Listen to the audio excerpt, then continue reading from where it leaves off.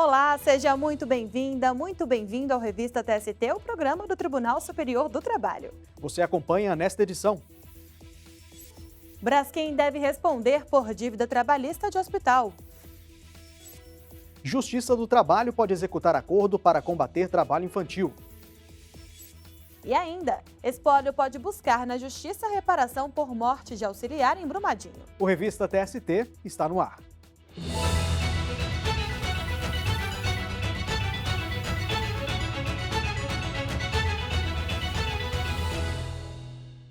Começamos o Revista TST de hoje com um assunto que interessa a muita gente. O Pleno do Tribunal Superior do Trabalho formou maioria para decidir que a declaração de pobreza é suficiente para comprovar a falta de condições financeiras de uma pessoa. Dessa forma, ela pode ter acesso à justiça gratuita. Exatamente, Luana. Isso desde que não haja prova que demonstre o contrário. O repórter Rafael Silva tem mais informações sobre o julgamento. Oi, Rafael. Olá, Anderson e Luana. No centro da discussão estava definir o que constitui prova para a parte obter o direito à justiça gratuita. Desde 2017, com a reforma trabalhista, tem direito ao benefício quem recebe salário igual ou inferior a 40% do teto da Previdência Social, que é de cerca de R$ 3.100, ou quem comprova a insuficiência de recursos para pagar as custas do processo.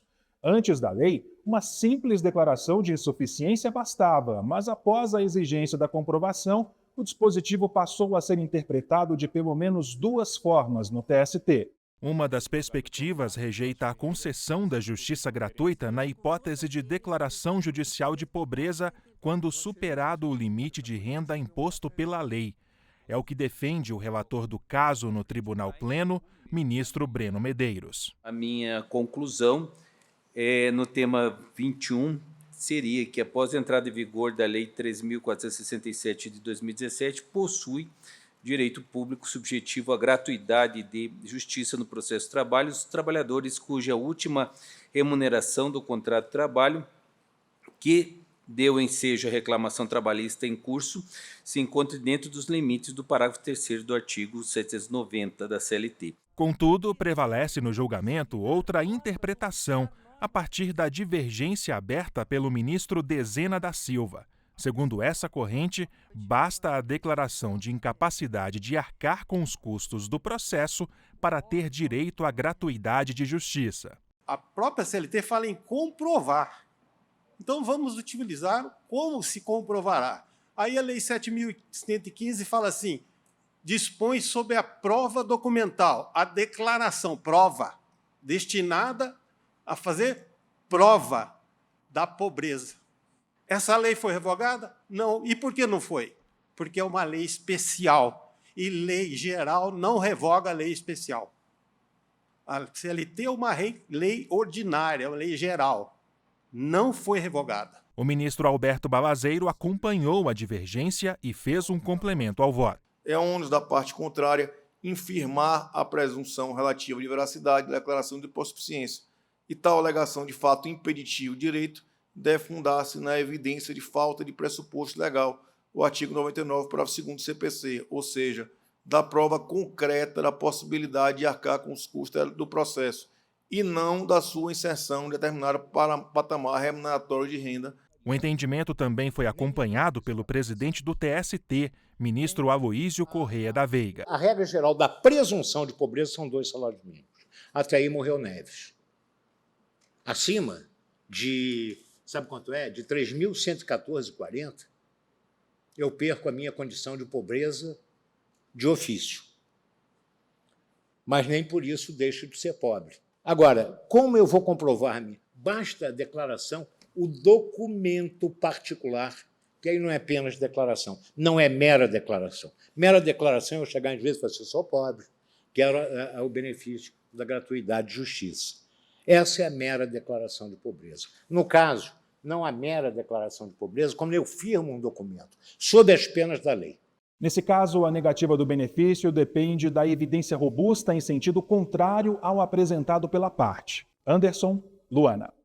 Muito obrigada pelas informações, Rafael. Obrigado, Rafael. Bom trabalho para você. E ainda sobre esse assunto, Luana, diante dos vários posicionamentos sobre o tema, o Tribunal Pleno decidiu que vai concluir o julgamento com a tese vencedora na sessão do dia 25 de novembro. Como se trata de um recurso repetitivo, Anderson, a tese firmada no TST vai valer para todos os processos com o mesmo tema que tramitam na Justiça Trabalhista. O assunto agora é trabalho infantil. A seção 1 de dissídios individuais, órgão responsável por uniformizar a jurisprudência do TST, decidiu que a Justiça do Trabalho tem competência para executar acordo entre o Ministério Público do Trabalho e o município de Magalhães de Almeida, no Maranhão. Para a SDI1, a execução do termo de ajustamento de conduta entre as partes está ligada a questões trabalhistas, especialmente aos direitos fundamentais de crianças e de adolescentes. 2.564. Esse é o número de crianças e adolescentes identificados em situação de trabalho infantil no Brasil em 2023. Desse total, 2.305 estavam inseridos nas piores formas de trabalho infantil, segundo o balanço divulgado em junho deste ano pelo Ministério do Trabalho e Emprego. A Organização das Nações Unidas tem como meta erradicar o trabalho infantil até 2025. A seção 1 de dissídios individuais do TST decidiu que a Justiça do Trabalho tem competência para executar um termo de ajuste de conduta estabelecido com os objetivos de implementar políticas públicas de erradicação do trabalho infantil e de regulamentar situações de trabalho de adolescentes. O caso julgado envolveu um TAC entre o município de Magalhães de Almeida, no Maranhão, e o Ministério Público do Trabalho. O MPT apresentou embargos à SDI1 contra a decisão da 5ª turma do TST. O colegiado havia entendido que, por envolver políticas públicas, as cláusulas do termo de ajuste de conduta estariam fora da competência da Justiça do Trabalho. Isso porque o município não era tomador direto de serviços. Porém, em outro caso, idêntico, a 8ª turma havia se posicionado de maneira diferente. Diante da divergência, a discussão foi encaminhada para o órgão responsável por uniformizar a jurisprudência do tribunal. Na SDI1, o relator ministro Cláudio Brandão ressaltou que desde a emenda constitucional 45 de 2004, não é mais necessário que a disputa envolva apenas a relação entre empregado e empregador para que a Justiça do Trabalho seja competente. Sobre o caso julgado, ele explicou que a questão não deve ser remetida à Justiça Comum, pois a execução do TAC está ligada a questões trabalhistas, especialmente aos direitos fundamentais de crianças e adolescentes. O magistrado entendeu ainda que o critério material é o que dá à Justiça do Trabalho a responsabilidade de garantir a efetividade das medidas estabelecidas no acordo. O voto do relator foi acompanhado por unanimidade. Com a decisão, o processo deve retornar à vara de origem para prosseguimento. Não cabe mais recurso. Vamos para um breve intervalo e, a seguir, Braskem deve responder por dívida trabalhista de hospital. É daqui a pouco.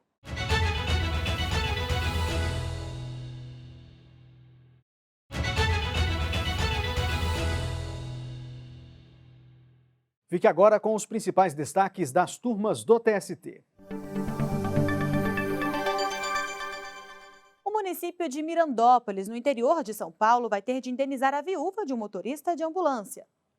O trabalhador e 5 pacientes morreram num acidente de trânsito depois que ele perdeu o controle da direção e capotou o veículo. A decisão foi da 5ª turma. A viúva do motorista de ambulância entrou com ação trabalhista contra o município pedindo indenização por danos morais e materiais. Em defesa, a Prefeitura de Mirandópolis alegou ter havido responsabilidade exclusiva da vítima pelo acidente. Foi apresentado laudo pericial que atestava boas condições do veículo e da pista onde o capotamento ocorreu. A perícia, segundo o processo, também teria constatado que o trabalhador dirigia acima da velocidade permitida. O juízo de 1º grau aceitou os argumentos e rejeitou o pedido de reparação. O Tribunal Regional do Trabalho da 15ª Região em Campinas, São Paulo, manteve a sentença. Segundo o regional, a viúva não conseguiu comprovar a culpa do município. A mulher recorreu ao Tribunal Superior do Trabalho. Ela alegou que o TRT desconsiderou que o laudo pericial não concluiu que a velocidade foi o fator determinante do acidente. Ressaltou ainda que o marido trabalhava em uma jornada excessiva e estava há 5 anos sem férias. A relatora do recurso na quinta turma, a ministra Morgana Richa, lembrou que a Corte considera a atividade de risco a condução de veículos em estradas e rodovias. Isso porque o condutor está exposto a perigo maior e diferenciado a que um motorista comum não está sujeito. A ministra destacou também que a jurisprudência do TST prevê a aplicação da responsabilidade objetiva ao caso, quando fica demonstrado o exercício de atividade de risco à integridade física ou psíquica do empregado, é dispensada a comprovação de culpa do empregador. O emprego de velocidade é justamente uma das qualificadoras do risco acentuado da atividade de motorista de ambulância. Assim, ao afastar a aplicação da teoria da responsabilidade civil objetiva e negar o pedido de indenização por danos materiais e moral, a decisão atacada contrariou a jurisprudência desta Corte. Por unanimidade, a quinta turma condenou o município de Mirandópolis a pagar indenização de R$200 mil por danos morais e materiais à viúva do motorista de ambulância. A prefeitura apresentou embargos declaratórios. A petroquímica Braskem deve responder pela dívida trabalhista de um hospital que entrou em crise financeira após bairros de Maceió, em Alagoas, serem desocupados. A atividade industrial da empresa provocou o afundamento do solo em diversas regiões da cidade. Para a segunda turma, a Justiça do Trabalho é competente para julgar processos em que desastres ambientais causem prejuízos a trabalhadores, mesmo quando a responsável pelo dano não é a empregadora direta. A Braskem está no centro de uma grave crise em Maceió, Alagoas, devido aos danos causados pela extração de salgema na região. A atividade industrial provocou o afundamento do solo em diversos bairros. O caso analisado pelo TST envolve uma técnica de enfermagem que trabalhava no Sanatório Hospital Geral, que ficava na área afetada. Conforme relato da profissional, o hospital ficou ilhado porque os prédios vizinhos foram evacuados e a região virou um cenário de guerra. Casas foram destruídas e saqueadas, ruas ficaram desertas e escuras e ainda ocorreram diversos assaltos. Em razão da crise gerada pela situação, o hospital começou a atrasar o pagamento de salários e de vale-transporte, o que levou a empregada a faltar ao trabalho em diversas ocasiões. Após ser dispensada por justa causa, ela acionou a justiça para que a Braskem fosse solidariamente responsabilizada pelo pagamento das verbas rescisórias. A Braskem argumentou que não deveria arcar com as dívidas trabalhistas do hospital e que a Justiça do Trabalho não teria competência para julgar o caso. Em primeiro grau, o pedido de reversão da justa causa foi aceito, mas a petroquímica foi excluída da ação. No Tribunal Regional do Trabalho da 19ª Região em Alagoas, o entendimento foi outro. Ao reconhecer a competência da Justiça do Trabalho para avaliar processos em que desastres ambientais causem prejuízos a trabalhadores, o TRT condenou a Braskem solidariamente ao pagamento das verbas trabalhistas devidas à técnica de enfermagem. O regional também determinou o pagamento de indenização por danos morais de R$5 mil pelo atraso nos salários. A empresa recorreu ao Tribunal Superior do Trabalho. A relatora do caso na segunda turma foi a ministra Liana Schaibe. Ela destacou que, embora não houvesse relação de emprego com a Braskem, a inadimplência do hospital estava diretamente relacionada ao desastre ambiental causado pela indústria petroquímica. No caso, em exame, a autora discute exatamente verbas trabalhistas, reclama por direitos previstos na CLT, como pagamento de férias vencidas não pagas, acrescida do terço constitucional. Então, penso que a competência para o julgamento da demanda só pode ser desta justiça especializada, ainda que os pedidos possam ser julgados improcedentes. Dessa forma, por unanimidade, a Braskem foi condenada solidariamente ao pagamento das parcelas devidas à técnica de enfermagem. A empresa entrou com embargos de declaração. E também teve decisão envolvendo outro desastre ambiental, o de Brumadinho, em Minas Gerais. O espólio de uma vítima do desabamento da barragem do Córrego do Feijão vai poder pedir na Justiça do Trabalho reparação por danos decorrentes da morte da trabalhadora. E quem tem os detalhes e conversa com a gente sobre esse caso é o repórter Rossini Gomes. Ô Rossini, qual é o entendimento da 7ª turma nesse caso? Oi, Luana. Olá, Anderson. Olha só, o colegiado entendeu que em caso de morte causada por acidente de trabalho, o direito de pedir indenização é repassado aos herdeiros.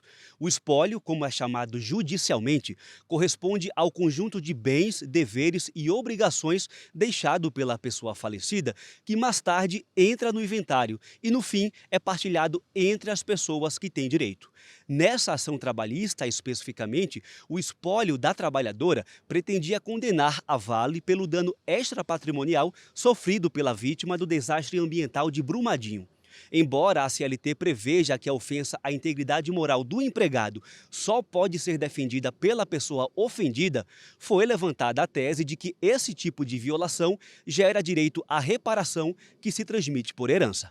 O argumento, porém, não foi acolhido pelo Tribunal Regional do Trabalho da 3ª Região, em Minas Gerais. O TRT entendeu que esse direito não se transmite aos herdeiros. Para o regional, mesmo que a responsabilidade da Vale no acidente tenha sido objetiva, ou seja, independentemente de culpa, não há como conceder ao espólio uma reparação civil em dinheiro. Isso porque, de acordo com a decisão regional, a falecida não usufrui da reparação material. Já no Tribunal Superior do Trabalho, o entendimento foi outro. O relator, ministro Agra Belmonte, observou que, conforme o Código Civil, o direito à indenização de caráter patrimonial não se encerra com a morte. Como a decisão apenas reconheceu que o espólio pode buscar na Justiça a reparação, o pedido em si deverá ser examinado nas instâncias anteriores.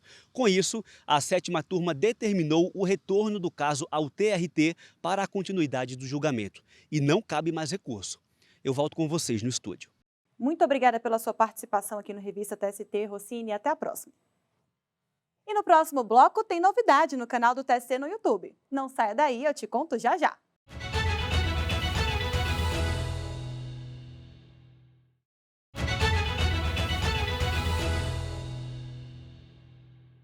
E olha só essa novidade, o programa de rádio do TST, Trabalho e Justiça, ganhou mais um meio de divulgação, o canal do TST no YouTube. Por lá você pode ouvir o programa e deixar um comentário, sugestões e também o seu like. Vamos acompanhar agora outras notícias da semana na Justiça do Trabalho.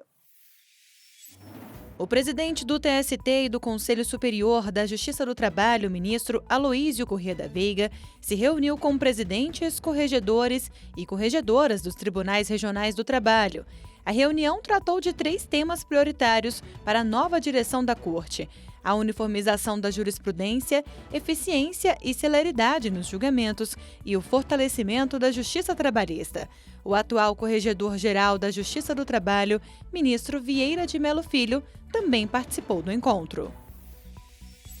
O ministro Aloísio Corrêa da Veiga participou ainda de sessão solene no Senado Federal sobre os 70 anos da CNT, a Confederação Nacional do Transporte. O ministro destacou o papel da instituição para o desenvolvimento da economia e da empregabilidade do país.